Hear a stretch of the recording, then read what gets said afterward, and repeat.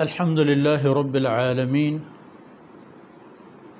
والصلاة والسلام على خاتم الأنبياء والمرسلين قائد الغر المحجلين إمام الأنبياء وسيد المرسلين ورحمة الله للعالمين سيدنا محمد وعلى آله وصحبه أجمعين. أعوذ بالله من الشيطان الرجيم. ليس لهم طعام إلا من ضريع لا يسمن ولا يغني من جوع. سبحانك لا علم لنا إلا ما علمتنا إنك أنت العليم الحكيم. رب اشرح لي صدري ويسر لي أمري واحلل عقدة من لساني يفقه قولي واجعل لي وزيرا من أهلي رب زدني علما وارزقنی فہما ثم اما بعد. راست راہ کے گرامی قدر ناظرین، سامعین اور حاضرین مجلس،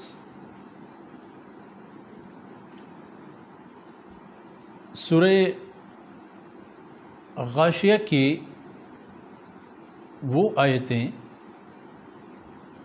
جو قیامت کے دن کے اس منظر کی عکاسی کرتی ہیں کہ جن میں مجرمین کے ساتھ سلوک ہوگا، اور ان کے ساتھ جو سلوک ہوگا وہ ان کے اعمال کے بدولت اور سبب ہوگا.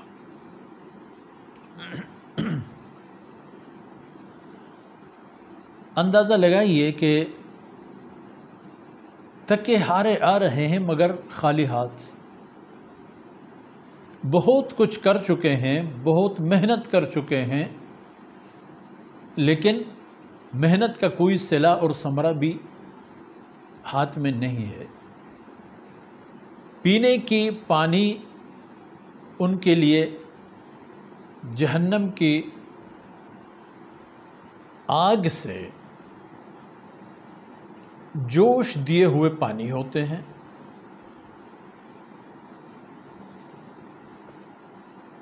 اور بات یہاں پر نہیں رکتی. لیس لہم طعام الا من ضریع. ان کے لیے جو خوراک مہیا ہوگا وہ ہوگا ضریع. یہ ایک قسم کی جڑی بوٹی ہے، زمین کی بالکل یعنی سطح پر، اوپری حصے پر یہ اگ جاتی ہے. اور اس کی دو حالت ہوتی ہیں. ایک حالت اس وقت جب یہ ہری بری قسم کی ایک گل بوٹی ہوگی، اور دوسری حالت اس کی ہوگی اس وقت جب یہ سوکھ جائے گی اور اس کی ٹہنیاں، اس کے پتے تو اتنے ایسے نہیں ہوتے، ذرے ذرے جیسے پتے ہوں گے، بہت حقیر اور معمولی. خوراک ان کو یہی ملے گا. اور یہ خوراک ان لوگوں کے لیے ہوگا جنہوں نے دنیا میں سب کچھ سمیٹ لی اور ہضم کرنے کے لیے معدہ کے سپرد کر دیا. یہ نہیں دیکھا کہ جس چیز کو ہم کھا رہے ہیں، جس چیز کو ہم پی رہے ہیں، اور یہ ہمارے جسم اور جان کا حصہ ہونے جا رہا ہے، اب اس کی حلت و حرمت بھی ہو، جائز و ناجائز بھی ہو، اس کا انہوں نے کبھی خیال نہیں رکھا. کھانا مل جائے بس، جہاں سے جیسے مل جائے، ان کا اس سے کوئی واسطہ نہیں ہوتا تھا. اب یہاں عالم یہ ہوگا کہ ان کے لیے ذریع کا خوراک مہیا کیا جائے گا. اور یہ ایک ایسی درخت اور جڑی بوٹی ہے جس کو حیوانات بھی رغبت سے نہیں کھاتے، مگر یہ کہ کسی قحط سالی کے موسم میں کوئی متبادل خوراک نہ ملے کسی حیوان اور جانور کو، اور وہ اسے مل جائے اور اسے کھا جائے، یہ ممکن ہے. لیکن باقاعدہ کسی شوق اور جذبے کے ساتھ حیوانات کا بھی ایک احساس ہے کہ کون سے درخت پر جائیں اور اس کی کون سی ٹہنی لے کر چھبائیں اور توڑ دیں اور کھائیں. ایسی صورت میں اس کو حیوانات بھی استعمال نہیں کریں گے. لیکن جہنمیوں کے لیے فرمایا لیس لہم طعام الا من ضریع، ان کے لیے کوئی اور خوراک ہی نہیں ہوگا. ان کی معقولات یعنی ان کے کھانے پینے کی جتنی بھی چیزیں ہیں وہ ذریع ہیں، اور وہی پانی جو تسقى من عین آنیہ، ان کی یہی حالت ہوگی. اور مسئلہ یہاں سے پیدا ہوتا ہے میرے عزیز بھائیوں، بہنوں اور بچوں، کہ ہم زندگی کے مقاصد کس حد تک سمجھ بیٹھتے ہیں. اگر ہم میں سے کوئی یہی سمجھتا ہے کہ وہ دنیا میں آیا ہے ہی کھانے پینے کے لیے، موجیں اڑانے کے لیے، دل میں آنے والی ہر بات پر دل کی بات ماننے کے لیے، اور جن کا تصور یہ ہو کہ ہر وہ چیز جو آپ کے پہنچ میں ہو وہ حلال، اور جو آپ کے پہنچ اور اختیار اور طاقت سے باہر ہو وہ حرام، جن کی یہ طاقت ہو یہ ان لوگوں کا خوراک ہوگا. اور حالانکہ یہ وہی ہوں گے عاملہ، بہت مشقتیں اٹھانے والے، کارخانے لگائے بیٹھے تھے امریکہ سے آسٹریلیا تک. ان کی امپورٹ ایکسپورٹ ہوا کرتے تھے دنیا کے تمام ممالک میں. کبھی کسی ملک کا سفر، کبھی کسی ملک کا سفر، کبھی رات کی 12 بجے مسافر تھے تو کبھی صبح سویرے مسافر تھے. اتنے کام کیے. لیکن آج عالم یہ ہے کہ پانی جو مل جائے گا من عین آنیہ سے ہوں گے، اور کھانا جو مل جائے گا لیس لہم طعام الا من ضریع. اب کیا ہوگا؟ مجبور ہیں، ان کو کھانا پڑے گا، کیونکہ متبادل کوئی چیز اور کوئی ذریعہ نہیں ہے.